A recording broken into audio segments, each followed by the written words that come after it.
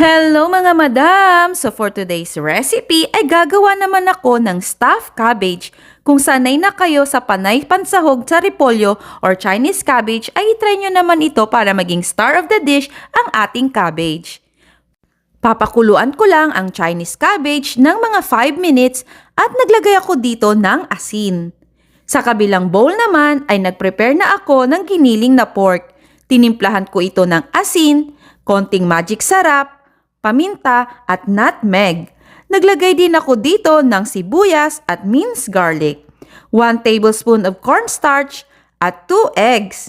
Iminix ko lang ito ng mabuti.